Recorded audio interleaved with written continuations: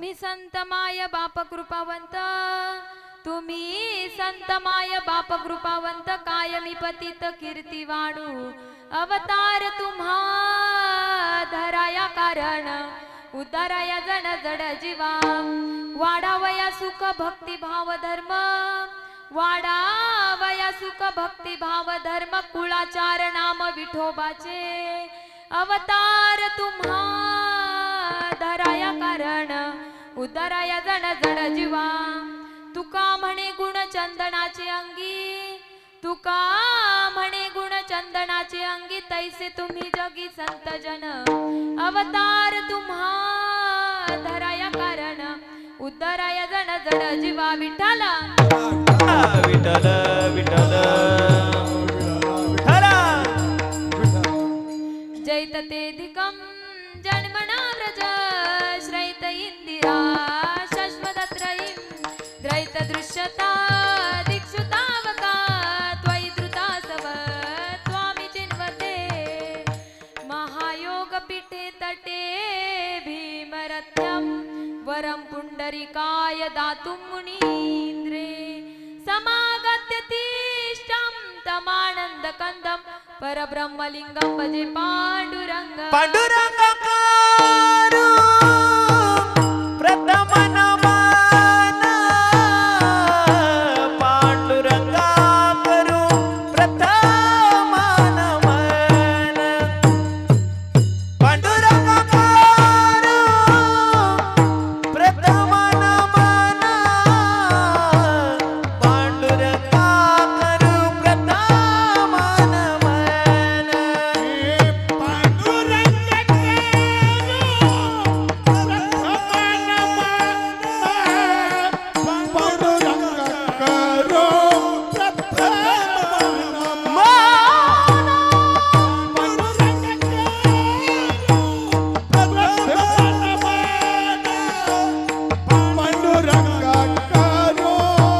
प्रथम नमन, हो पांडुरंगाकारो प्रथम नमन, पांडुरंगाकारो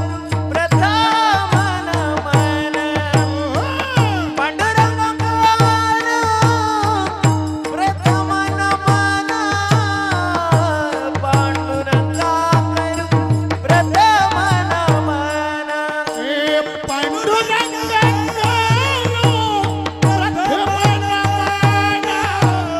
पांडुरंगाकारो प्रथम नमन, पांडुरंगाकारो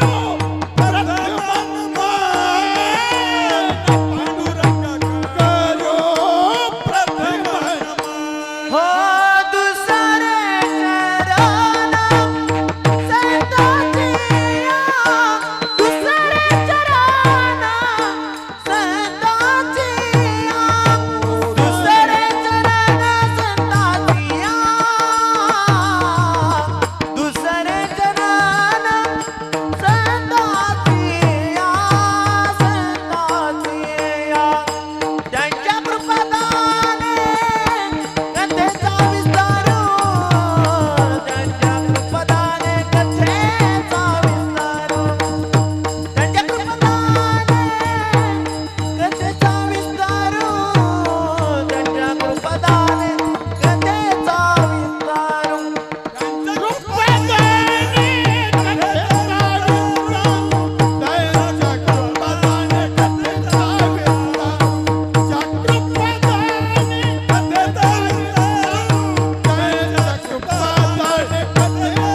हो पांडुरंगाकारो प्रथम नमन, दुसरे चरण संतांचिया, दुसरे चरण संतांचिया,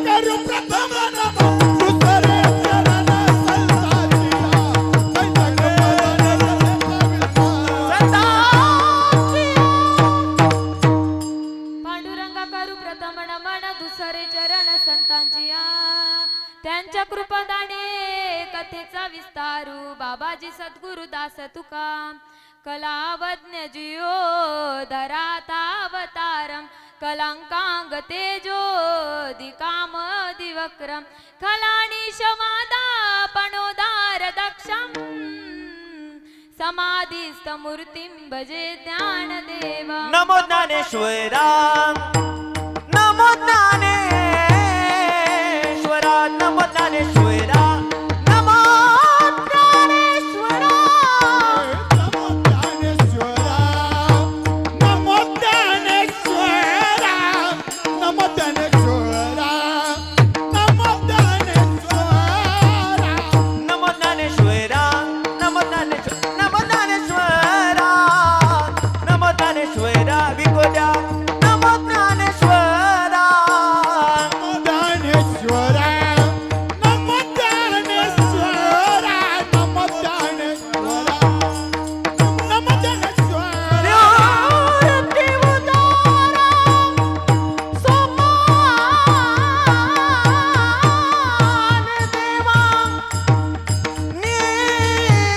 निवृत्ती उदारा सोपान देवा निवृत्ती उदारा सोपान देवा निवृत्ती उदारा सोपान देवा मुक्ताबाई नमो त्रिभुवन पावनी मुक्ताबाई नमो त्रिभुवन पावनी बाई नमो त्रिभुवन पावनी बाई नमो त्रिभुवन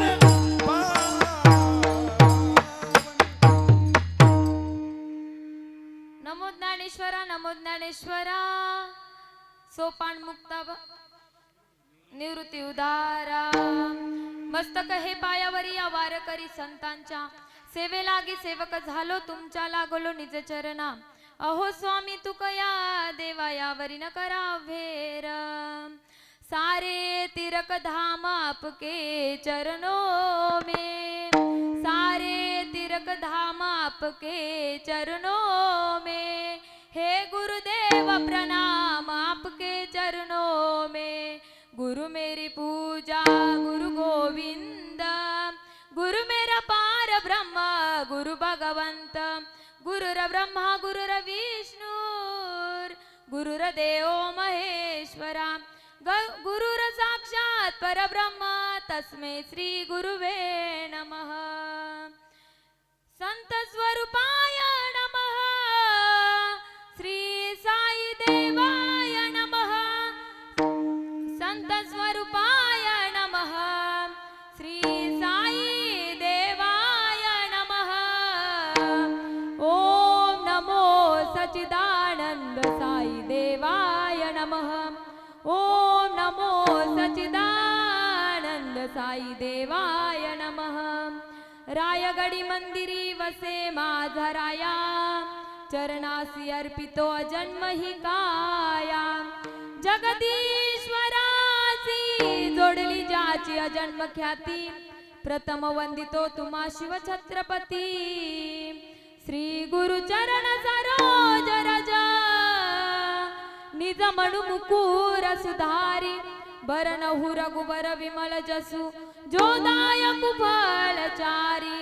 बुद्धिहीन तनु जानिके सुमिरो पवन कुमार. बल बुद्धि विद्या देव मोई हरऊ कलेश विकार. हो हे दुःख मांजन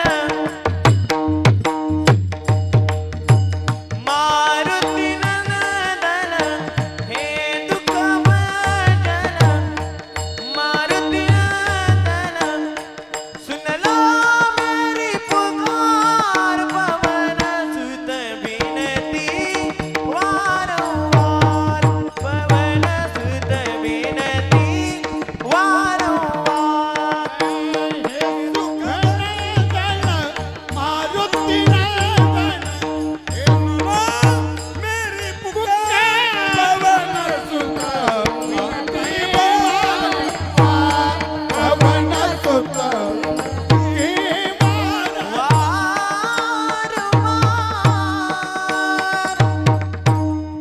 तुम्ही संत माय बाप कृपावंत तुम्ही संत माय बाप कृपावंत कायमी पतित कीर्तिवाणू अवतार तुम्हा धराया कारण उद्धाराया जन जड जीवा. प्रस्तुत प्राप्त प्रसंगी प्राप्त स्थळी कीर्तन रूपी सेवे करिता निवडलेला अभंग. अखिल गुरु निदानम करुणा वरुणालय रुक्मिणी प्राण संजीवन जगत आधार पंढरीशी पांडुरंग परमात्मा ज्ञानियांचे राजे साधकांचे मायबाप कैवल्य साम्राज्य तेजोनिधी अखंड समाधी गण असणारे अलंकापूर निवासी माझे माऊली ज्ञानोबर आहे. एवढंच नव्हे तर संतही आहेत, श्रीमंतही आहेत आणि शांतही आहेत. या तीनही पदव्या महाराष्ट्रामध्ये ज्या महात्म्याला शोभून दिसतात असे असणारे पैठणचे शांती ब्रह्मनाथ मामा आणि अरे जगाच्या बापानं साक्षात ज्यांच्या कीर्तनात नाचावं असे असणारे नामदेवराय आणि आज आपण ज्यांचा कीर्तन रूपी सेवेकरिता निवडलेला अभंग आहे त्यांचा जर विचार करून गेलो तर जाळोणी संसारी बैसलो अंगणी. बघा आपल्या संसाराची राख रांगोळी केली आणि परमार्थाचा कळस उभा केला. एवढंच नव्हे तर ज्यांनी हे स्वराज्य निर्माण केलं त्यांना सुद्धा उपदेश केला की राज तुमच्या हातामध्ये ढाल आणि तलवार असणार तुमचा परमार्थ आहे. काय राज तुमच्या हातामध्ये ढाल आणि तलवार असणार तुमचा परमार्थ आहे. परंतु राज आमच्या हातामध्ये ढाल आणि गळ्यामध्ये माल असणं आमचा परमार्थ आहे. असा उपदेश करणारे देहू निवासी जगद्गुरु जगन्मान्य सच्चिदानंद स्वरूप तुकोबाराय यांचा 4 चरणांचा उत्कृष्ट असा अभंग तुम्हा माय बापांच्या सेवेकरिता निवडलेला आहे. विठ्ठल विठ्ठल विठ्ठल विठ्ठल विठ्ठल. अभंगाचा सरळ भावार्थ असा आहे की थोडा विको ठेवा नॉर्मल. अभंगाचा सरळ भावार्थ असा आहे की जगद्गुरु तुकोबाराय म्हणतात की तुम्ही संत माय बाप कृपावंत कायमी पतित कीर्तिवाणू अवतार तुम्हा धराय कारण उद्धाराय जन जड जीवा. बघा जगद्गुरु तुकोबाराय म्हणतात की हे संत महात्मे आपल्या आई वडिलांसारखे कृपाळू आहेत, दयाळू आहेत, मायाळू आहेत. ज्याप्रमाणे आपल्या आई वडील आपल्यावरती प्रेम करतात, कृपा करतात, अगदी त्याचप्रमाणे आपले साधू महात्मे सुद्धा आपल्यावरती प्रेम करत असतात, कृपा करत असतात. की अशा संतांची आघात कीर्ती आहे.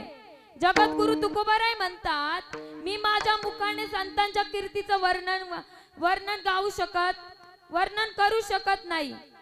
असे कीर्तिमान संत तुम्हा आम्हा जड जीवांचा उद्धार करण्याकरिता या मृत्यू लोकात अवतार धारण करतात. या मृत्यू लोकात विठ्ठलाबद्दल प्रेम वाढावा, भक्तिभाव वाढावा, कुळाचार चालावा, भागवत धर्म चालावा याकरिता ते या मृत्यू लोकात अवतार धारण करतात. बघा ज्याप्रमाणे चंदन स्वतः झिजतं आणि मग अख्ख्या जगाला सुगंध देतं त्याचप्रमाणे आपले साधू महात्मे देखील स्वतः झिजतात आणि मग जगाला सुगंध देतात. याचा मतिता अर्थ असा आहे की जगद्गुरु तुकोबाराय या अभंगामध्ये आपल्याला संतांची महती सांगतात. विठ्ठल विठ्ठल विठ्ठल विठ्ठल विठ्ठल विठ्ठल विकोपत ना करू. चलो विठ्ठल विठ्ठल विठ्ठल. अभंग हा किती चरणाचा आहे? बोला महिला मंडळ, किती चरणाचा आहे? 4 चरणाचा आहे. मग 4 चरणाचा अभंग का महाराज निवडतो हे तुम्हाला माहिती आहे का? तर बघा मला पण एवढं काही माहिती नाही, परंतु मला जेवढं माहिती आहे तेवढं मी तुम्हाला सांगणार आहे. बघा आपण जीवन जगत असताना माणसानं किती शब्द गोड बोलले पाहिजेत? 4 शब्द गोड बोलले पाहिजेत. आपण म्हणता म्हणता म्हणून जातो की अरे 4 शब्द तरी गोड बोल. आपण जीवन जगत असताना माणसं किती जोडली पाहिजेत? ती सुद्धा 4च जोडली पाहिजेत. आपण म्हणतो की अरे तुला गावामध्ये कोणी डिमांड सुद्धा देत नाही. बरं मला सांगा युग किती आहेत? 4 आहेत. कोणते कोणते? सत्ययुग, द्वापरयुग, त्रेतायुग आणि कलियुग. बरं पुरुषार्थ किती आहेत? ते पण 4. कोणते कोणते? धर्म, अर्थ, काम, मोक्ष. पुरुषार्थ किती आहे? पुरुषार्थ किती आहेत? 4च आहेत ना. आश्रम किती आहेत? ती सुद्धा 4 आहेत. कोणते कोणते? ब्रह्मचारी आश्रम, वानप्रस्थी आश्रम, गृहस्थ आश्रम आणि संन्यासी आश्रम. बरं मुक्त्या किती आहेत? त्या सुद्धा 4 आहेत. कोणत्या कोणत्या? समीपता, सलोकता, सायुज्यता आणि स्वरूपता. वेद किती आहेत? ते सुद्धा 4 आहेत. कोणते कोणते? ऋग्वेद, यजुर्वेद, सामवेद आणि अथर्ववेद. हे 4 युग आहेत. बरं महिला मंडळ, कठीण झालं का जास्त? डोक्यावरून पाणी गेलं काय? तर बघा, मी तुम्हाला सोप्या भाषेत सांगते. आपण मेल्यावरती आपल्याला उचलायला किती जण असतात हो? ती सुद्धा 4च असतात. म्हणजे बघा, आपल्या जीवनामध्ये, मला सांगण्याचं तात्पर्य एवढंच आहे की आपल्या जीवनामध्ये 4 या शब्दाला खूप महत्व आहे. म्हणून मी आज या ठिकाणी 4 चरणाचा अभंग निवडला. विठ्ठल विठ्ठल. आज आपण ज्यांचा कीर्तन रूपी सेवेकरिता निवडलेला अभंग आहे. अभंगावर चिंतन करण्या अगोदर अल्पसा परिहार देणे हे वक्त्याचं आद्य कर.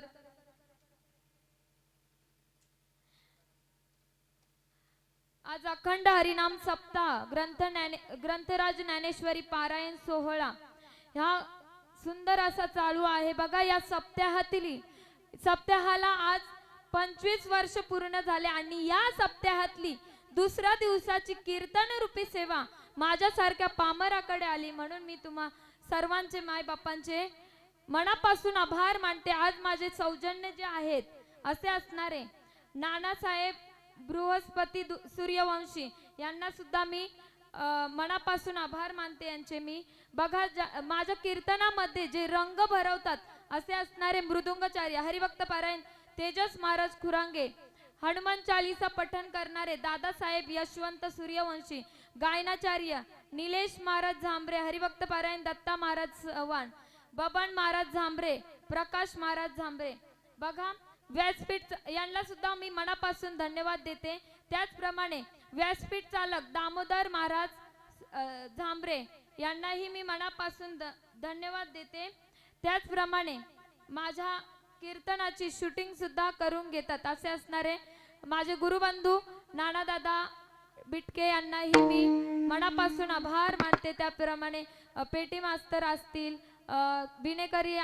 विनेकरी आजोबा असतील, तुळशीमाई असेल, सर्वांच्या चरणी मी आभार मानते. त्याचप्रमाणे पंचक्रोशीतून टाळकरी असतील, त्यांच्याही चरणी मी नतमस्तक होते. तुम्हा श्रोते मंडळींच्याही चरणी नतमस्तक होते.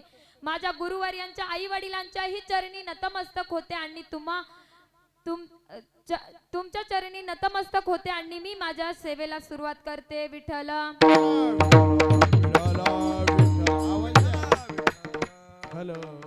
बघा, आज आपण ज्यांचा कीर्तन रूपी सेवेकरिता निवडलेला अभंग आहे ते जगद्गुरु तुकोबाराय. सकळ संतांना आई वडिलांची पदवी देतात. का देतात? तर आपल्या आई वडिलांनंतर आपलं हित पाहणारे ते एकमेव म्हणजे संतच असतात. ज्याप्रमाणे आपले आई वडील आपलं हित पाहत असतात, त्या मुलाबद्दल जो कळवळा असतो, अगदी संतांच्या मनात सुद्धा आमच्याबद्दल तसाच कळवळा असतात. हे संत या जगाच्या कल्याणाकरिता या मृत्यू लोकात अवतार धारण करतात आणि स्वतःचा देह झिजवतात. जगाच्या कल्याणात संतांच्या विभूती. देह कष्टविधी परोपकारे, देह कष्टविधी परोपकारे. आवाज देऊ विको द्या जरा. कष्टविधी परोपकारी, देह कष्टविधी परोपकारी. जगाच्या कल्याणा संतांच्या विभूती, देह कष्टविधी परोपकारे, देह कष्टविधी परोपकारे.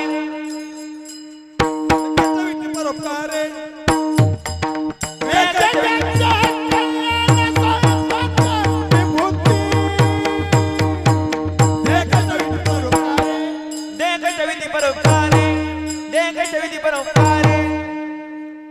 जगाच्या कल्याणात संतांच्या विभूती, देह कष्टविधी परोपकारी. बघा, ते स्वतःला कितीही त्रास झाला तरी चालेल, स्वतःला कितीही दुःख झाले तरी ते आमच्याच हिताचा विचार करतात. विठ्ठल.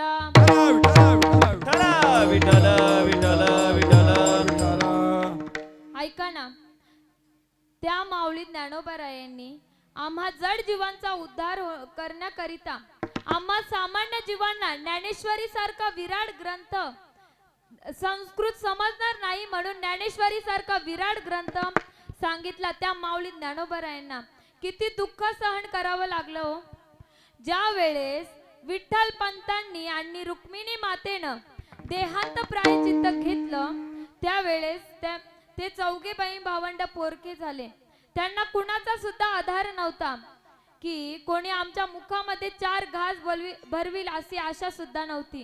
का तर कारण अख्खं गाव त्यांची निंदा करत होतं, संन्यासाची लेकरं म्हणून हिनवत होतं. परंतु लोकांनी कितीही त्रास दिला तरीही पोटातल्या आगीला कळणार आहे का हो?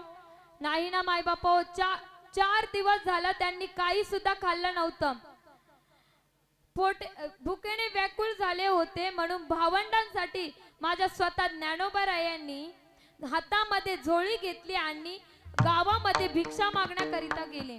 माय बापा हो, त्यांना भिक्षा तर कोणी दिलीच नाही, परंतु कोणी वाईट बोललं, कोणी शाप दिलं, कोणी शेव्या दिल्या, कोणी संन्यासाची कार्टी म्हणून इनवू लागलं, तर कोणी नवऱ्याची नजर चुकून भिक्षा वाढू लागलं. या सगळ्या प्रकारच्या भिक्षा घेऊन माझे माऊली ज्ञानोबाराय सिद्ध बेटाकडे निघाले. सिद्ध बेटाकडे गेल्यावर इंद्रायणीच्या काठीवर आले. इंद्रायणी मातेकडे बघून त्यांचे डोळे भरले. ते स्वतःच्या मनाला आवर घालत होते, डोळे पुसत होते. तेवढ्यात त्यांच्या लक्षात आलं की अरे, आपल्या खांद्यावरची कोणीतरी झोळी ओढत आहे. त्यांनी पाठीमागे वळून बघितलं तर काही मुलं माझ्या माऊली ज्ञानोबारायांना ए ज्ञान्या अशी त्यांची हेडाळणी करत होते. त्यांची झोळी ओढत होते. त्या ओढाओढीमध्ये पीठ जमिनीत सांडू नये म्हणून माझ्या माऊलींचा जीव कासावीस होत होता. तेवढ्यात पायात जोडा घातलेला लांब शेंडीचा मिशाचे आकडे असणारा विसोबा चाटी जमिनीत पाय राहून उभा राहिला. या क्षणाला या जगाचा घाम पुसणाऱ्या माझ्या माऊली ज्ञानोबारायांना दरदर घाम फुटला. बोबडी वळाली. काय करावं काही समजणं झालं त्यांना. त्यांनी मनात विचार केला की अरे, या पोरांपासून मी कसाही माझ्या पिठाचा बचाव करून सिद्ध बेटाकडे गेलो असतो, परंतु या विसोबा चाटीपासून कसा माझ्या पिठाचा बचाव करू, कसा मी सिद्ध बेटाकडे जाऊ, असा माझे माऊली ज्ञानोबाराय मनामध्ये विचार करत होते. तेवढ्यात तो क्रूर हृदयाचा विसोबा चाटी माझ्या माऊली ज्ञानोबारायांना म्हणतो, अरे संन्यासाच्या कार्ट्या, तुम्ही लोक आम्हाला सुखानं शांतीनं जगू देता की नाही? अरे, तुम्हीही नीट जगत नाही आणि आम्हालाही नीट जगू देत नाही. तुमची तोंड जरी बघितलं तरी आमचा दिवस खराब जातो. आमचा दिवस खराब जातो. म्हणून भिक्षेचं निमित्त करून तुम्ही काय गावामध्ये भिक्षा मागायला येता आणि तुमची तोंड दाखवता. अरे, बापासारखे तुम्ही सुद्धा आहेत. परंतु आज मी तुम्हाला अशी अद्दल घडवणार की पुन्हा आळंदीत कधी पाऊलच टाकलं नाही पाहिजे. म्हणून त्या विसोबा चाटीनं माझ्या माऊली ज्ञानोबारायांची झोळी ओढली तसं पीठ जमिनीत सांडलं. ते पुन्हा उचलता येऊ नये म्हणून त्या विसोबा चाटीनं त्या पिठावरती पाय दिला आणि हसत हसत निघून गेला. बघा किती दुःख झालं असेल, काय अवस्था झाली असेल माझ्या माऊली ज्ञानोबारायांची. परंतु या व्यक्तींची मनं आम्हाला कधी कळणार आहेत की नाही? अरे, माझे माऊली ज्ञानोबाराय असताना त्यांना कुणी इंद्रायणीला शिवू दिलं नाही. इंद्रायणीला शिवू दिलं नाही का? तर इंद्रायणी बाटेल म्हणून. अरे, परंतु त्याच माऊलीच्या समाधीला आज पंचामृताने स्नान घातलं जातं. माझे माऊली ज्ञानोबाराय असताना त्यांना कोणी मांडे भाजायला खापर दिलं नाही. परंतु त्याच माऊलीच्या समाधीवरती आज चांदीच्या ताटात, सोन्याच्या ताटात नैवेद्य आहे. अरे, माझे माऊली ज्ञानोबाराय असताना त्यांना कोणी दारात उभं केलं नाही. परंतु त्याच माऊलींची पालखी आज दारातून जावी म्हणून भांडणं असतात. अरे, माझे माऊली ज्ञानोबाराय असताना त्यांना कोणी भिक्षा वाढली नाही. परंतु आज जर माझ्या माऊलींचं वैभव जर बघितलं ना, तर बघा, त्यांच्यासाठी स्नानासाठी गंगाजल आहे, चांदीची घागर आहे, चांदीची पंचपात्र आहे, चांदीची पंच आरती आहे. हे वैभव आज माझ्या माऊली ज्ञानोबारायांचं आहे. परंतु ते या जगामध्ये असताना त्या सोन्यासारख्या मुखामध्ये कोणी 2 घास भरवले नाही हो. याचं मला फार वाईट वाटतं. परंतु त्या संत महात्म्यांचे आमच्यावर एवढे उपकार आहेत की आम्ही त्यांच्या उपकारातून कसेच उत्तराई होऊ शकत नाही. आमचा जीव जरी त्यांच्या चरणावरती ठेवला तरी सुद्धा आम्ही उत्तराई होऊ शकत नाही. काय द्यावे त्यासी होऊ उतराई ठेविता हा पायी जीव थोडा. बघा विसोबा माझ्या माऊली ज्ञानोबारायांना विसोबा चाटीनं एवढा त्रास दिला की खायला अन्न सुद्धा मिळू दिलं नाही. पावलं पावली त्यांचा अपमान केला. बघा माझ्या माऊली ज्ञानोबारायांनी त्याच विसोबा चाटीला विसोबा खेचर बनवलं आणि ग्रंथांमध्ये अजर अमर केलं. निंदकांना सुद्धा वंदनीय केलं. बघा माझ्या माऊली ज्ञानोबारायांचं अंतकरण एवढा जगाचा त्रास सहन करून सुद्धा माझे माऊली ज्ञानोबाराय म्हणतात की जे खळांची व्यंकटी सांडो तया सत्कर्मी रती वाढो भूता परस्परे पडो मैत्र जीवांची. बघा एवढा जगाचा त्रास सहन केला म्हणून जगद्गुरु तुकोबाराय त्यांना संत महात्मे त्यांना आई वडिलांची पदवी देतात. जगाच्या पाठीवर बिना लाभाचा आमच्यावरती प्रेम करणारे ते एकमेव म्हणजे आमच्या आई वडील आणि संत महात्मेच आहेत. बघा महाराज म्हणतात की ऐसी कळवळण्याची जाती करी लाभाविन प्रीती विठ्ठल विठ्ठल विठ्ठल विठ्ठल विठ्ठल विठ्ठल. म्हणून तर संत महात्मे जरा आवाज वाढवा ना. हॅलो विठ्ठल विठ्ठल विठ्ठल विठ्ठल. म्हणून तर हे संत महात्मे एवढे कृपाळू आहेत की ते किती आमच्यावरती कृपा करतात. एवढे प्रेमळ अंतकरणाचे ते संत महात्मे आहेत. बघा एखादा भक्त किती जरी तापीट स्वभावाचा असला तरी सुद्धा त्याला योग्य मार्ग दाखवतात, योग्य वाट दाखवतात. एखादा भक्त किती जरी संकटात असला तरी त्याच्या पाठीमागं त्याच्या पाठीशी उभा राहतात. परंतु काही व्यक्तींना आम्हाला कधी कधी देवाच्या कार्यामध्ये हातभार लावावा असा वाटत असतो. परंतु काय करणार, घराच्या परिस्थितीमुळे घरात असलेल्या 7.5 मुलं ती आम्ही देऊ शकत नाही. परंतु माझे बाळू मामा एवढे कृपाळू आहेत की ते आपल्या भक्ताच्या मनातला भाव बघतात आणि मग त्याच्यावरती कृपा करतात. बघा एक वेळेचा प्रसंग आहे. बेळगाव जिल्ह्यातील चिकोडी तालुक्यात हुन्नरगी गावामध्ये एक बाळाबाई रानगे नावाची धनगरीन बाई राहत होती. तिच्याकडे जास्त संपत्ती नव्हती. नवरा बायको 3 मुलं आणि 2 मुली असा त्यांचा परिवार होता. मोलमजुरी केल्याशिवाय चूल पेटत नव्हती. सकाळी काय खाल्लं तर संध्याकाळी काय खावं अशी पंचायत पडत होती. ती बाई एवढी तापट स्वभावाची होती की म्हणून ती गावामध्ये प्रसिद्ध होती. म्हणून तिच्याशी कोणी जास्त बोलत सुद्धा नव्हतं. कसं असतं ना, जर परिस्थिती हलाखीची असेल, थोडी बिकट असेल, घरात जर काही व्यवस्थित नसेल तर माणसाची चिडचिड होते. आणि त्याच्यात बाळाबाईच्या घरावर 18 विश्व दारिद्र्याचा भर पडला होता. म्हणून तिच्या कोणी जास्त नादी लागत नव्हतं. महिला मंडळ जर बघा आपल्या गावात एखादी तापट स्वभावाची बाई असली, ती जर जास्त बडबडी असली तर आपण काय म्हणतो की अरे हिच्या नादी न लागलेलं बरं. तसंच त्या बाळाबाईच्या सुद्धा कोणी नादी लागत नव्हतं. मग एक दिवस काय झालं, निपाणी जवळच्या आप्पाच्या वाडीच्या क्षेत्रात हालसिद्धनाथांच्या मंदिरापुढील मंडप बांधण्याची योजना ठरली.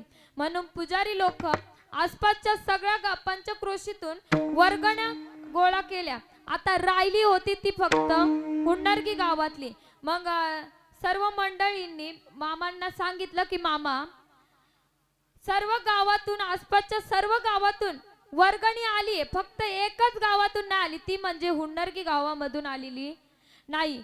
मग असं म्हणल्यानंतर मामा म्हणाले बरं ठीक आहे, आपण सर्वांनी जाऊया त्यांच्याकडे, हुन्नरगी गावामध्ये जाऊया. मग मामांसोबत सर्व मंडळी हुन्नरगी गावामध्ये.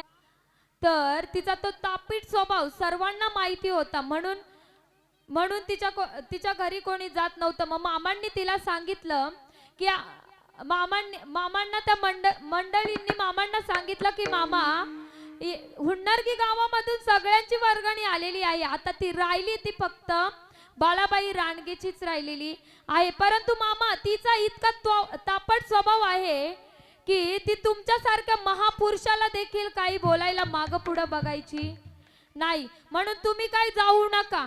परंतु मामा कोणाचं ऐकणार होते. मामा डायरेक्ट उठले आणि त्या बाळाबाईच्या घरी गेले. बाळाबाईला डायरेक्टच म्हणले, डायरेक्ट मुद्द्यालाच हात घातला की का ग बाई तू तू हालसिद्धनाथांच्या मंदिराची वर्गणी का म्हणून दिली नाहीस. त्यावेळेस ती बाळाबाई सरळपणे म्हणाली की मामा अद्याप माझ्याकडे कोणी आलंच नाही तर मी वर्गणी कशी देऊ. आता मामा म्हणाले तुझ्याकडे जेवढे पैसे असतील तेवढे तू मला दे. मग आता तिने मोठ्या कष्टाने दुसऱ्याच्या शेतात जाऊन मोल मजुरी करून फक्त 5 रुपये कमवले होते. तिने ते त्या मडक्यात ठेवले होते. त्या मडक्यातले काढले आणि मामांच्या हातावरती ठेवले. आता मामांच्या हातावरती ठेवले. मामांनी आता ते 5 रुपये तिने मामांना दिलं म्हणजे तिने आपलं सर्वस्व दिल्यासारखं होतं. कारण की तिच्याकडे ते 5 रुपये सोडलं तर देण्यासारखं काही सुद्धा नव्हतं. मग तिने ते 5 रुपये मामांना दिले. आता मामांनी तिच्या मनाचा मोठेपणा बघून, मनाचा शुद्ध भाव बघून मामांनी तिची दया आली. मग मामांनी तिने दिलेले पैसे स्वीकारले आणि मामांनी ठरवलं की ह्या बाळाबाईची दरिद्री घालवायची. मग मामा उठले आणि आपल्या पायातील चप्पल काढली आणि भिंतीवरती 7-8 वेळा आपटली. रब रब रब अशी ती 7-8 वेळा आपटली. जशी ती आपटली आणि मामा म्हणाले ए तू इथं होतीस म्हणून या घराला पट्टी लागत नव्हती, चल इथून चालती हो. काय म्हणाले मामा की तू इथं होतीस म्हणून या घराला पट्टी लागत नव्हती, तू इथून चालती हो. असं म्हणून मामा घराच्या बाहेर पडले आणि त्या दिवसापासून त्या बाळाबाई रानगेची परिस्थिती बदलली. सदनता आली, चांगले दिवस आले. म्हणजे बघा माझ्या मामांचे पाय तिच्या घराला लागले तर तिचं जीवनच उजळून गेलं. लागली याचा हुल मामा उमटल पाहुल हो, लागली याचा हुल मामा उमटल पाहुल हो. मामा तुम्ही येणं केलं हो, मामा तुम्ही येणं केलं हो. तुमच्या येण्यानं जीवनात सोनं झालं हो. टाळी वाजवा. तुमच्या येण्यानं जीवनात सोनं झालं हो हो. मामा तुमच्या येण्यानं जीवनात सोनं झालं. तुमच्या येण्यानं जीवनात सोनं झालं.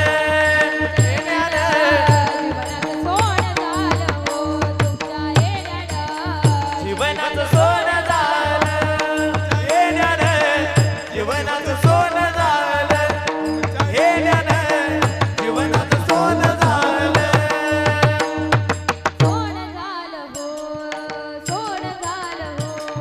बघा माझ्या मामांचे पाय तिच्या घराला लागले म्हणून तिचं भाग्य उजळून गेलं.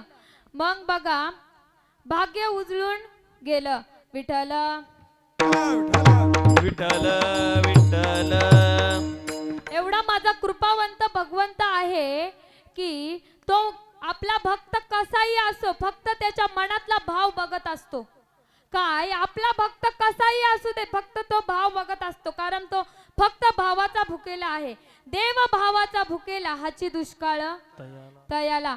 म्हणून तर ह्यो फक्त आपल्या भक्ताच्या मनातला भाव बघत असतो. एवढा माझा कृपावंत भगवंत आहे की देव आपल्या भक्तावरती कधी संकट येऊ देत नाही आणि आलं तर टाळल्याशिवाय राहत नाही. दादा थोडा विको द्या हो. संकटात बाळू मामा येतो धावणी, संकटात बाळू मामा येतो धावणी. हाती काठी डोई बेटा कोकडी घेऊनी, हाती काठी डोई बेटा कोकडी घेऊनी. आधी काठी गेली गोड्या येऊन हाती काठी डोई बेटा कोकडी घेऊनी. गावामध्ये आपल्या आलाय बाळू मामा देवा, गावामध्ये आपल्या आलाय बाळू मामा देवा.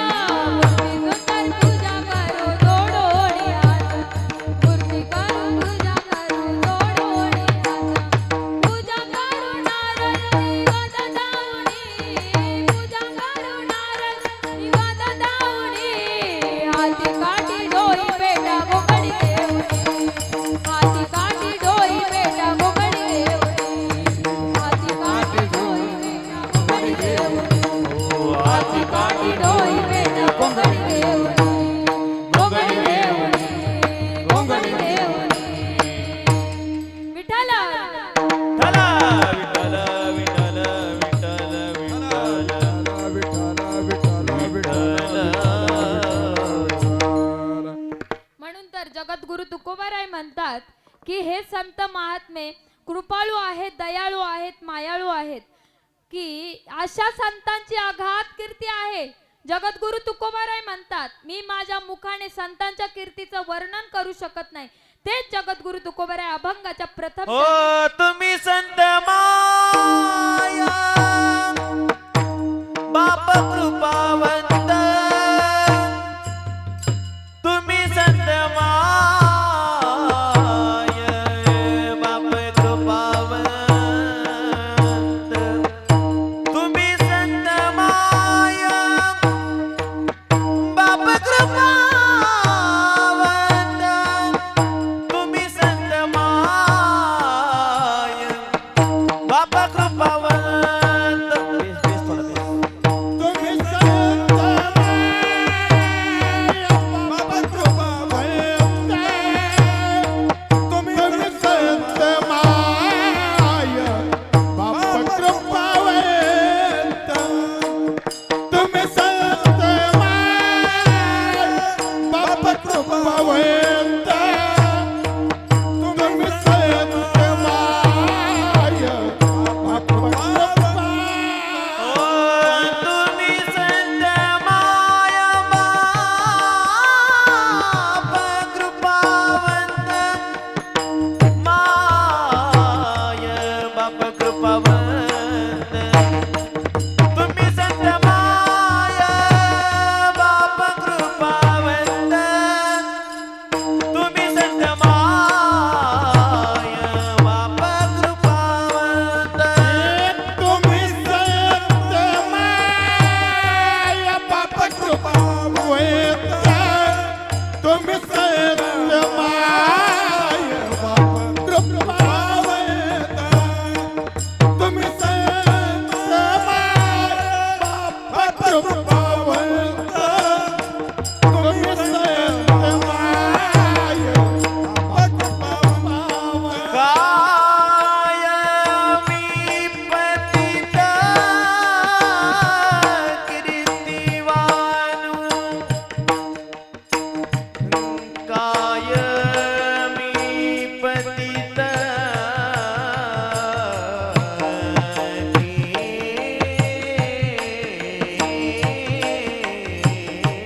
कीर्तिवानु काय मी पतित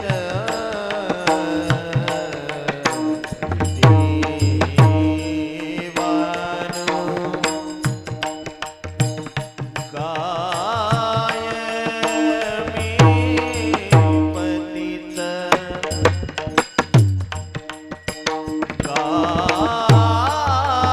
काय मी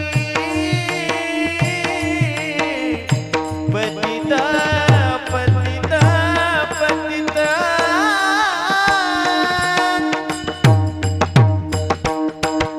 कीर्तिवानु कीर्तिवानु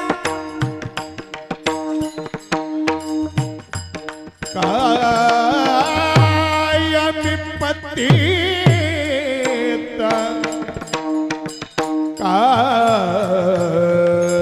कायमि पतित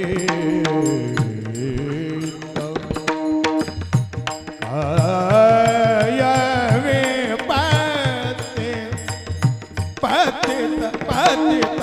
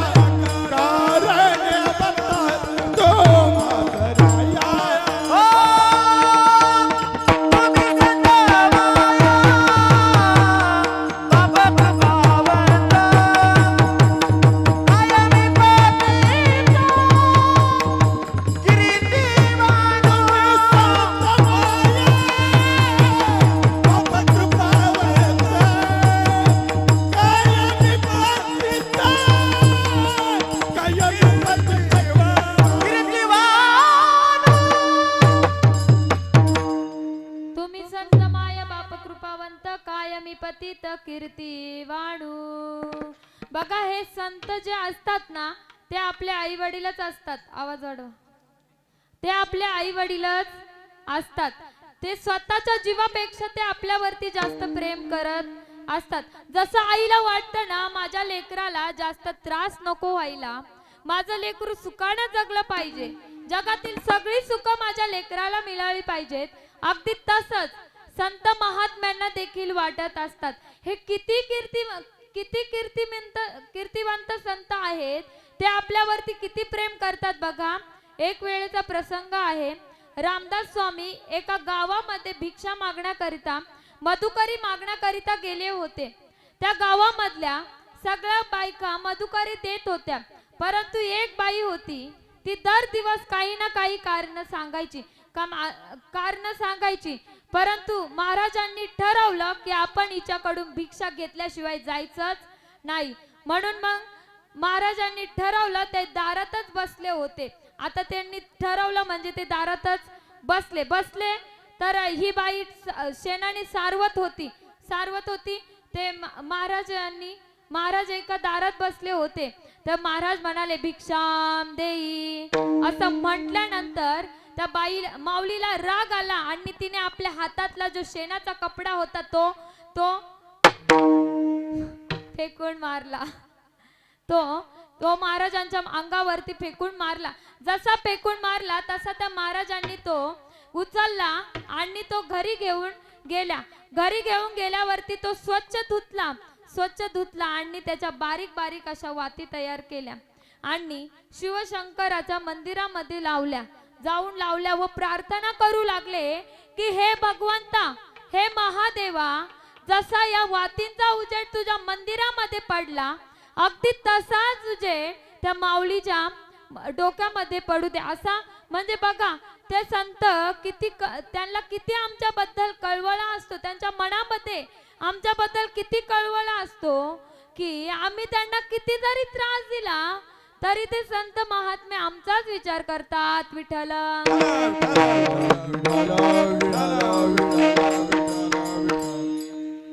बघा एक नाथ बाबांच्या जीवनातला प्रसंग आहे. एकदा नाथ बाबा गोदावरी नदीच्या काठी बसले होते. तिथशी एक विंचू आला आणि तो पाण्यामध्ये पडला. जसा पाण्यामध्ये पडला महाराजांनी बघितल्यानंतर त्या विंचवाची दया आली. आता मी तुम्हाला मगाशीच म्हणून गेले, संत कसे असतात? कृपाळू असतात, दयाळू असतात, मायाळू असतात, उदार अंतकरणाचे संत आपले असतात. परंतु त्या महाराजांनी तो विंचू पाण्यामध्ये पडल्यानंतर त्याला पाहिलं आणि मग त्या महाराजाला दया आली. जशी दया आली मग महाराजांनी त्या विंचवाला पकडण्यासाठी, वरती काढण्यासाठी धडपड करू लागले. त्यांनी मग आपल्या तळ हातावरती तो विंचू घेतला आणि पाण्यातून बाहेर हात काढला तर त्यांच्या हाताला तो विंचवाने दंश केला. जसं दंश केला तसा महाराजांनी हात झटकून दिला. हात झटकला, पुन्हा तो विंचू पुन्हा पाण्यात पडला. पुन्हा महाराज काढू लागले, परंतु तेवढ्यात एक गृहस्थ आला आणि तो नाथबाबांना म्हणाला की अहो, ह्यो तर विंचूच आहे, पडू द्या पाण्यात, काय फरक पडतो? असंही तो तुम्हाला दंशच करत आहे, पडू द्या पाण्यात, काय नाही फरक पडत त्याला.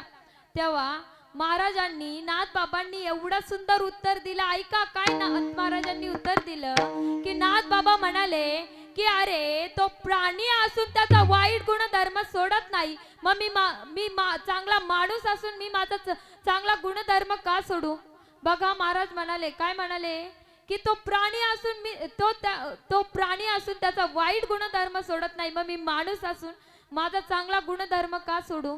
म्हणजे बघा किती हे उदार अंतकरणाचे संत असतात. किती आम्ही त्यांना त्रास दिला तरी ते आमच्याच हिताचा विचार करतात. विठ्ठल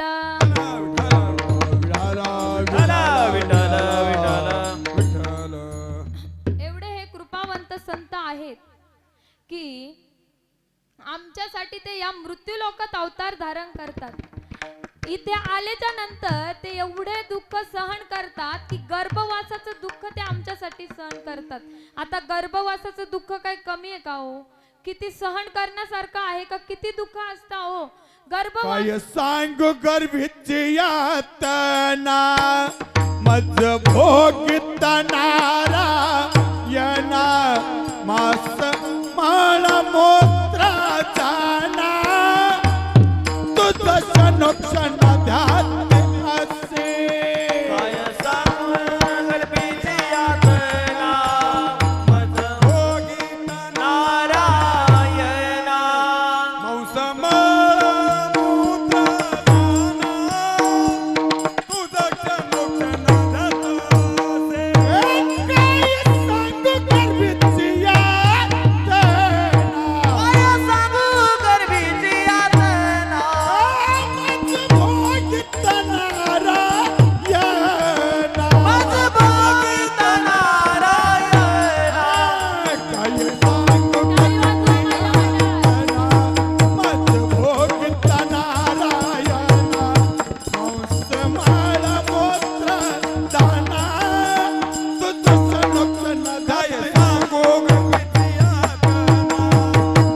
भोगीत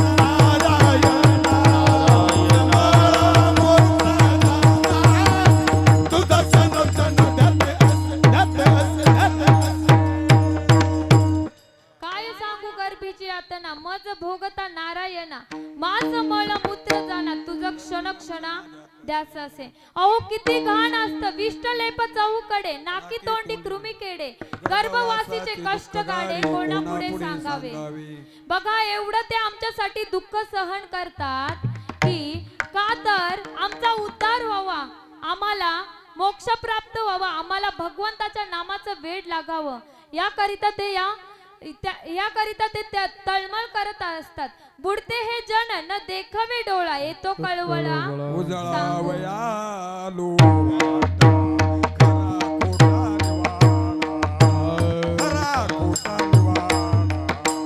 खरा खोटा निवाडा जळावयालो वाटा खरा खोटा निवाडा खरा खोटा निवाडा खरा खोटा निवाडा उजळावयालो वाटा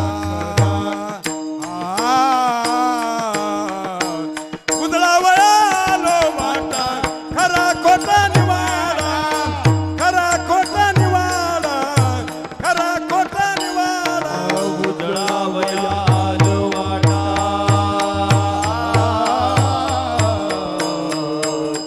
उजळावयालो वाटा खरा खोटा निवाडा खरा खोटा निवाडा खरा खोटा निवाडा. बघा ते आमच्यासाठी एवढं दुःख सहन करतात.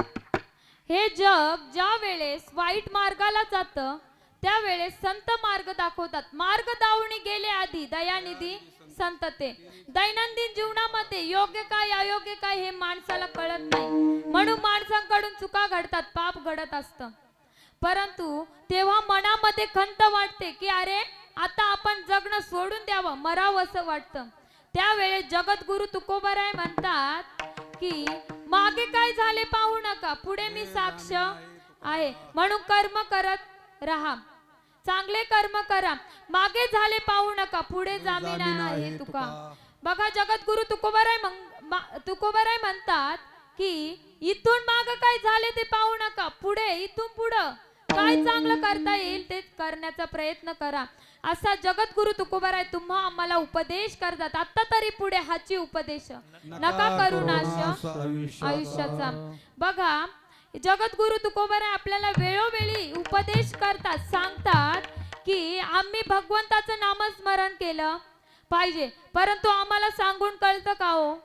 तर नाही. कारण की या नामस्मरणामध्ये एवढी ताकद आहे की आपलं अनंत जन्माचे पाप जळून जातात. जळतील पापे जन्मांतरीचे. आपण एकदा जरी त्या भगवंताचं नामस्मरण केलं तरी सुद्धा आपलं पाप जळून जात असतं. बघा परंतु आपलं कसं आहे, आता नाही करणार आम्ही तर तरुणपणी नाही करणार. अर्धी माणसं काय म्हणतात की ताई आम्ही आता नाही नामस्मरण करणार तर नंतर नामस्मरण करणार, म्हातारपणात नामस्मरण करणार. परंतु म्हातारपणी तुम्हाला तुमचं शरीर साथ देईल की नाही हे सांगता येत नाही. म्हणून आपण नामस्मरण केलं पाहिजे. म्हणून रामदास स्वामी एका अभंगामध्ये वर्णन करतात. काय वर्णन करतात? तुम्ही सावधान हा शब्द कधी ऐकलाय का हो? आता ऐकलाच असन, अक्षदांच्या रूपात झालाच असन, बरोबर ना? परंतु कधी विचार केलाय का सावधान हा शब्द का वापरतात? कारण की पुढं काहीतरी संकट येणार असेल तेव्हाच हा सावधान शब्द वापरतात. मग रामदास स्वामी म्हणतात की सावध सावधान वाचे वदा नारायण, काळाचे वय आहे काहीतरी करारे साधन. 10 वर्ष बालपण 20 वर्ष तारुण्य, अंगी भरला मदान मग तो कैस सावधान. सावध सावधान वाचे वदा नारायण, काळाचे वय आहे काहीतरी करारे साधन. बघा 10 वर्षामध्ये आपलं बालकपण असतं, 20 वर्षामध्ये आपण तारुणपणात असतो. मग आपल्याला काय, आपण तेव्हा काही सावधान नसतो. पुढं 30 वर्ष होती हळदीदार, 30 वर्ष होती दारा पुत्र मागे फिरती, प्रपंच लागे पाठी मग तो पैसा परमार्थी. सावध सावधान वाचे वदा नारायण, काळाचे वय आहे काहीतरी करारे साधन. बघा 30 वर्षामध्ये आपल्या माग प्रपंच दारा पुत्र माग सर्वच आपल्या माग असतं. म्हणून आपल्याला काही परमार्थ करणं शक्य होत नाही. मग पुढं 40 वर्ष झाली डोळा 40 आली, डोळ्यात बुरल पडली मग तो कैसा दुराणी जवली. सावध सावधान वाचे वदा नारायण, काळाचे वय आहे काहीतरी करारे साधन. बघा 40 वर्षामध्ये आपल्याला चष्मा लागतो. म्हणून बघा आताच ठरवा या डोळ्यांनी काय बघायचं आणि काही नाही, नाही तर पुढे 50 खूप अवघड आहे. 50 वर्ष होती हळदी दातांच्या पंक्ती, सामावेश शुभ्र होती त्याची म्हातार मानाची. सावध सावधान वाचे वदा नारायण, काळाचे वय आहे काहीतरी करारे साधन. बघा 50 वर्षामध्ये आपले दात पडायला लागतात. म्हणून ह्या दातांवर कधीच विश्वास ठेवू नका. कारण की हे दात लेट येतात आणि लवकर पडतात. आणि केस आपली 50 वर्षामध्ये केस पांढरी होतात. परंतु आताची तरुण पिढी अशी आहे की आताच त्यांची केस पांढरी होतात.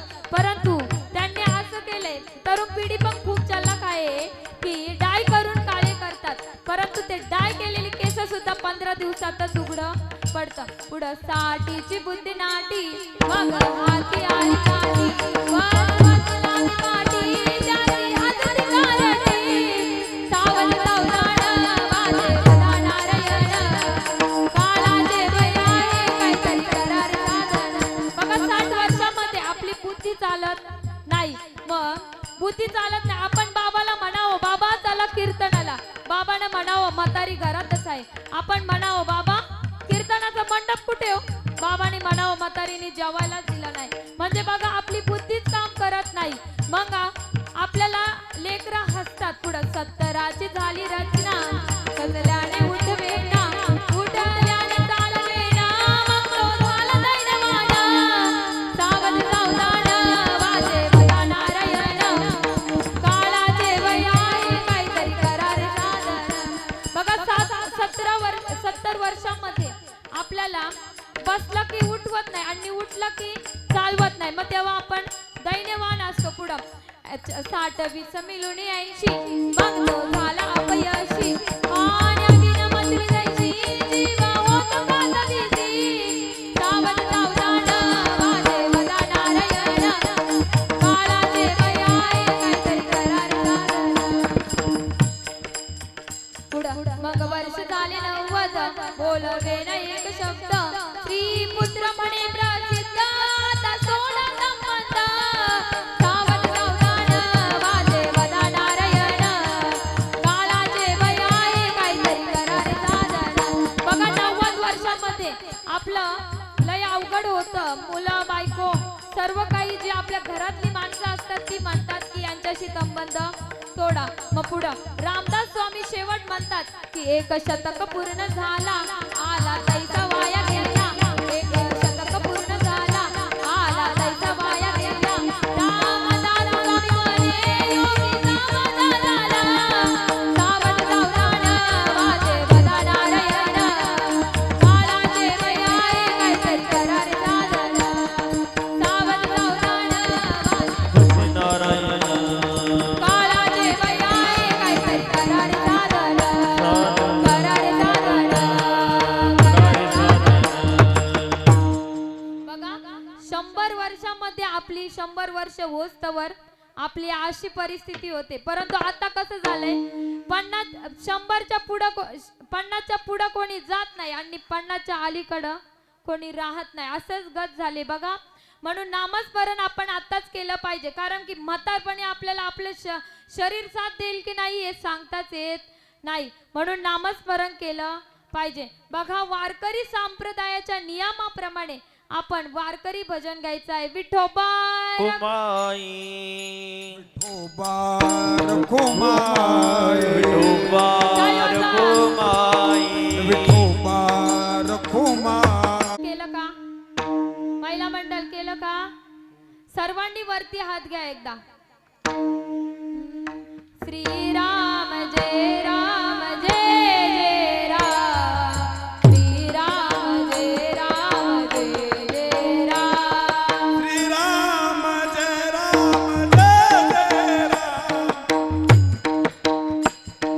जय जय राम. श्रीराम जय राम जय जय राम. श्रीराम जय राम जय जय राम. राम जय राम जय जय राम श्रीराम जय राम जय जय राम श्रीराम जय राम जय जय राम. श्रीराम जय राम जय जय राम. हरी श्रीराम जय राम जय जय राम श्रीराम जय राम जय जय राम श्रीराम जय राम जय जय राम.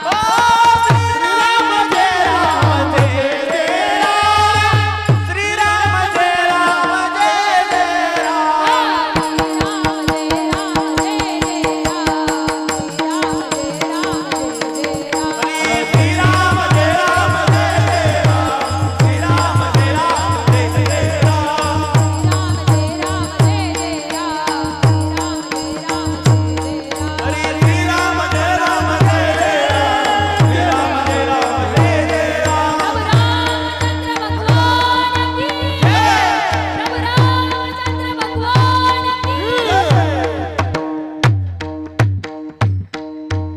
तुम्हाला हात खाली कोणी घ्यायला सांगितले होते? माफ करा विठ्ठल. विठ्ठला विठ्ठला विठ्ठला विठ्ठला विठ्ठला विठ्ठला विठ्ठला. म्हणून बघा आपण नामस्मरण केलं पाहिजे.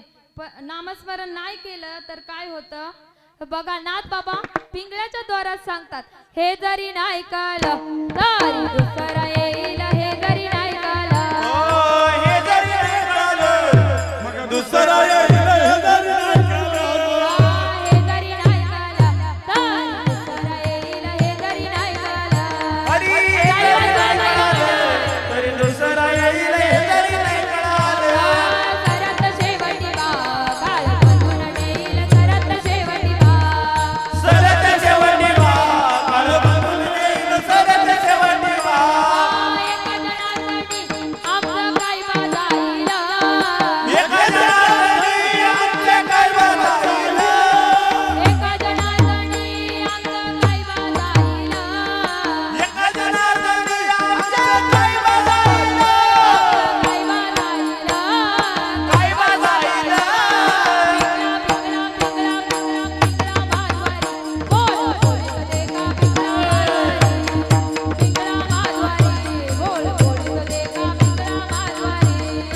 पिंगळा माधवारी बोली बोलत रे का पिंगळा माधवारी पिंगळा माधवारी बोली बोलत रे का पिंगळा माधवारी वर्तमान गोटे राधा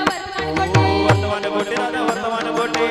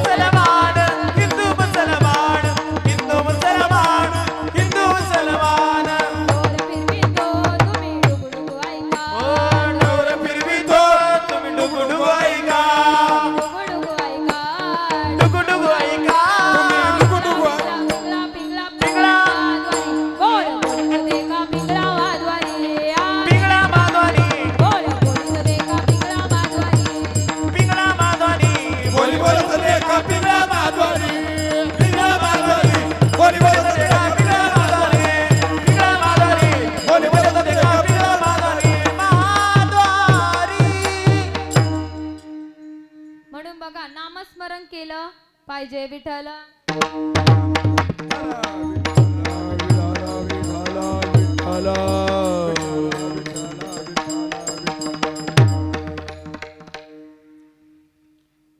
बघा माझ्या कीर्तनाची नियोजित वेळ ही संपत आलेली आहे, परंतु तुम्हाला जाता जाता मी एवढंच सांगणार आहे की आपण आई वडिलांची सेवा करा.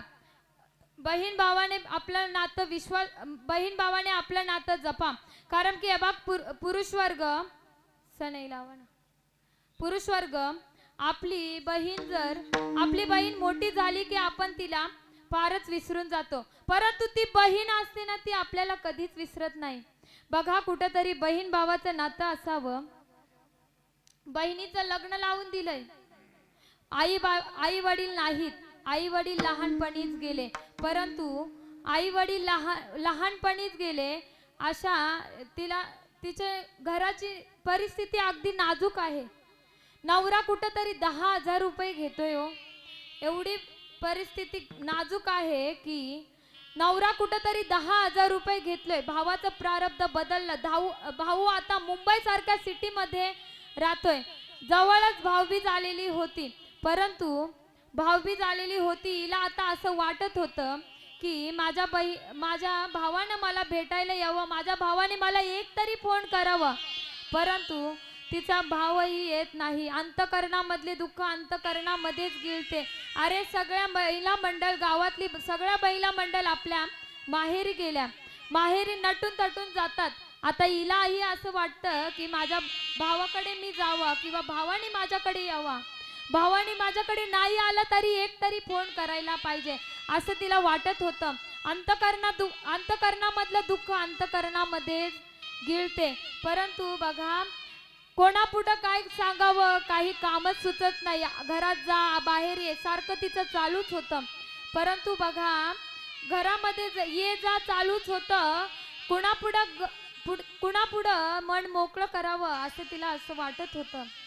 सासूला सांगावं तर माहेरचा कमीपणा वाटत होता, म्हणून त्या ठिकाणी ती सासूलाही सांगत नाही. मग कोणाला सांगावं? अरे मुलाला सांगावं तर मुलगा लहान आहे, त्यालाही सांगत नाही. मग ती रूम मध्ये जाते आणि एक कागद घेते, त्या कागदावरती ती आपल्या भावना लिहिते की अरे गर्दीत माणसांच्या हरवला माझा भाऊ. सांगणारे दादा कोणत्या पत्त्यावर भेटायला येऊ? अरे दादा मला माहित आहे रे, तू मोठा आहे, परंतु तू मला तुझा पत्ता दे ना. तू नको येऊ वाटलंस तर, परंतु तू मला पत्ता दे, मी तुझ्याकडे भेटायला येते, तुला भेटायला येते. सांगणारे दादा कोणत्या पत्त्यावर भेटायला येऊ? अरे दादा तुला माहित आहे का रे, गेले 6 महिने झालं तुझ्या दाजींची नोकरी गेली, परंतु दाजीची नोकरी गेली, आम्ही गावाकडे आलोय. दादा मी दुसऱ्याच्या शेतात कामाला जाते रे, मला पण मी कामाला दुसऱ्याच्या शेतामध्ये कामाला जाते. दादा मला सवय नाहीये रे काम करण्याची. हातावरचे फोड बघितले का दादा सर्वात अगोदर मला तुझी आठवण येते रे दादा. सांगणार रे दादा कोणत्या पत्त्यावर भेटायला येऊ? अरे दादा मला नको बंगला गाडी पैसा पाणी, देवाकडे फक्त करते तुझ्या सुखाची विनवणी. अरे दादा मी गरीब आहे रे, परंतु सांगणारे दादा कोणत्या रंगाचा शर्ट घेऊ दादा? सांगणारे दादा कोणत्या पत्त्यावर भेटायला येऊ? अरे दादा तू फोन नाही उचलत म्हणून मी वहिनीला फोन लावला रे दादा, परंतु वहिनीने माझा रॉंग नंबर म्हणून कट केला. जाऊ दे रे दादा माझं प्रारब्ध आहे, तू नको म्हणायला वाटून घेऊ, परंतु सांगणारे दादा तुम्हाला मी कोणत्या पत्त्यावर भेटायला घेऊ? अरे दादा आई वडील गेले, घर पोरक झालं रे, परंतु माहेर चप्पल सोडायला माहेर सुद्धा शिल्लक राहिलं नाही रे दादा. सांगणारे दादा कोणत्या पत्त्यावर भेटायला येऊ? अरे दादा सरकार म्हणून घे वाटणी घे, परंतु दादा मला घरदार नको, नको जमीन, मला फक्त तुझ्या घरची चटणी भाकर खाऊ घाल रे दादा. दादा नको रे मला साडी घेऊ, परंतु दादा 2 घास फक्त तू मला जेवू घाल रे दादा. सांगणारे दादा कोणत्या पत्त्यावर भेटायला येऊ? अरे दादा माहेरची नाळ सुटली तर बघा आभात जरी झाला तरी शक्य होत नाही, एवढं हे माहेरचं प्रेम असतं. म्हणून मी तुम्हाला सांगते की आपले नातेवाईक जपा, आई वडिलांची सेवा करा. आई वडिलांची, तुम्हाला सांगते, तुम्ही तीर्थाला जाऊ नका, तुमच्या आई वडिलांची सेवा करा. कारण की बघा, तो भगवान परमात्मा त्या पुंडलिकानं फक्त आई वडिलांची सेवा केली. किती पापी होता हो तो पुंडलिक, किती पापी होता हो. फक्त त्याने त्याचं पाप कशाने नष्ट झालं तर फक्त त्याने आई वडिलांची सेवा केली. म्हणून बघा, तो भक्त पुंडलिक होता पापी आणि दृष्ट, आई बापाची केली सेवा, सार पाप झालं नष्ट. भक्ती पाहुणी भक्ताला आला भेटाय श्री हरी. बघा, एवढं पाप केलं होतं की त्याने विठ्ठल त्याच्या भेटीसाठी गेला होता, परंतु त्या पुंडलिकाने त्या भगवंताला 28 युग आज विटेवरती बघा उभं राहिलेला बघितले. कशामुळं तर फक्त आई वडिलांची सेवा केली म्हणून. म्हणून मी तुम्हाला सांगते, तुम्ही आई वडिलांची सेवा केली नाही, तुमचं भाग्य जर नाही ना उजळलं तर मला सांगा, तर खरंच सांगते तुम्हाला, तुम्ही आई वडिलांची सेवा करा. बरं, जाऊ द्या, माझी नियोजित कार्यक्रमाची वेळ ही संपलेली आहे. या कीर्तनाचा लाभ मला ज्यांच्यामुळे प्राप्त झाला असे असणारे माझे गुरुबंधू, त्यांनाही मनापासून धन्यवाद. त्याचप्रमाणे माझा भाऊ उपस्थित आहे, आमचे बाबा सुद्धा उपस्थित आहेत, सर्वच उपस्थित माझे दादा, सर्वांनाच मी माझ्या मनापासून आभार मानते. गायक असतील, वादक असतील, टाळकरी, वारकरी, माळकरी, विणेकरी, आजोबा आणि तुळशीमाई यांनाही धन्यवाद देते. आणि मेन म्हणजे तुम्हाला धन्यवाद देते, कारण की श्रोते मंडळी जर कीर्तनात नसले तर कोणाला कीर्तन सांगायचं. म्हणून तुम्हालाही धन्यवाद देते आणि मी माझ्या कीर्तन रूपी सेवेला इथंच पूर्णविराम देते. ज्ञानेश्वरा माऊली ज्ञानराज माऊली तुकाराम, ज्ञानेश्वर माऊली, ज्ञानराज माऊली, ज्ञानेश्वर माऊली, धनराज हरी माऊली, तुकाराम तुकाराम तुकाराम तुकाराम, तुकाराम तुकाराम तुकाराम, विठ्ठल जय जय विठ्ठल.